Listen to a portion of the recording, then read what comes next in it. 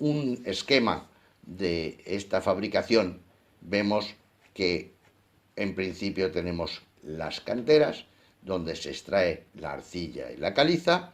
Estas materias primas se trituran, se prehomogenizan, se secan y se homogenizan obteniendo el crudo de cemento Portland.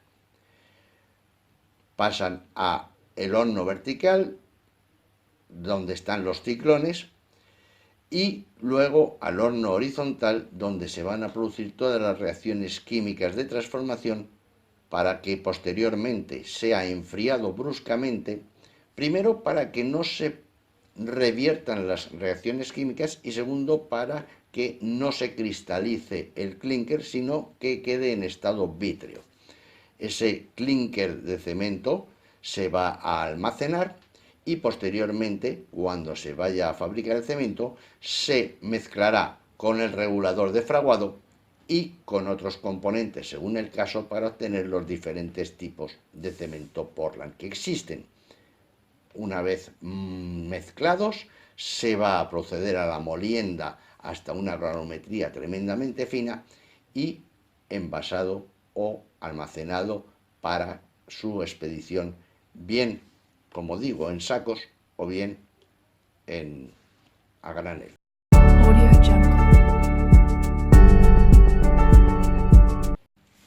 Las materias primas del crudo de cemento Portland, como ya hemos dicho, son la piedra caliza, que es carbonato de calcio. Representa el 80% del contenido en el crudo y suele tener impurezas de carbonato magnésico. Es la roca más abundante en la naturaleza. Y la arcilla, que es silicato alumínico hidratado, representa el 20% del contenido del crudo de cemento Portland y suele tener impurezas de óxidos de hierro. Si no tiene óxidos de hierro, no es válido para la fabricación de cemento Portland.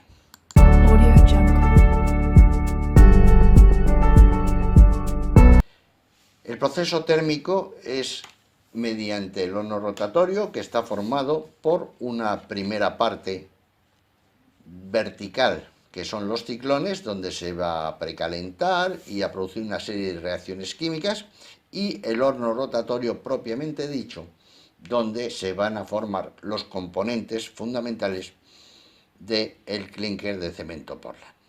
El crudo se introduce por la parte superior del horno y a unos 350 grados lo que se produce es la deshidratación de la arcilla. Recordad que la arcilla es un silicato alumínico hidratado. Esa agua combinada va desapareciendo. A continuación pasamos a una temperatura un poco más elevada, 550 grados, donde la arcilla se disocia en sílice, alúmina y hierro, separándose la sílice, la alúmina y el hierro. A unos 900, entre 900 y 1000 grados, lo que ocurre es que la piedra caliza, carbonato de calcio, se transforma en óxido de calcio desprendiendo dióxido de carbono en forma de gas. Ya no tenemos ni piedra caliza ni arcilla, tenemos sílice, tenemos alúmina, tenemos hierro y tenemos óxido de calcio. A unos 1050 grados se empieza a combinar el óxido de calcio con la sílice, formando un compuesto que es el silicato bicálcico.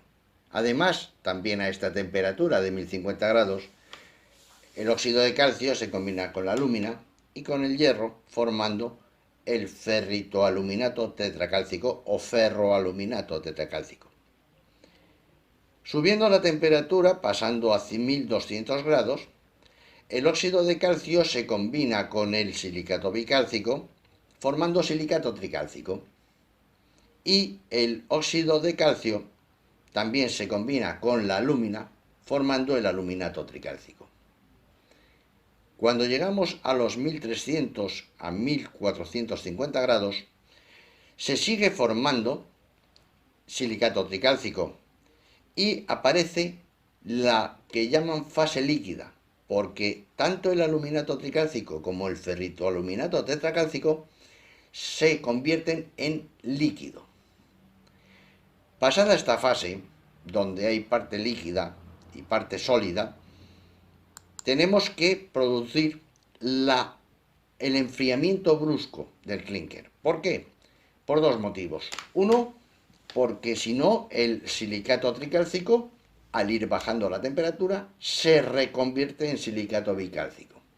Y por otra parte, ese enfriamiento lo que nos va a dar es una estructura vítrea en vez de cristalizar el clínker.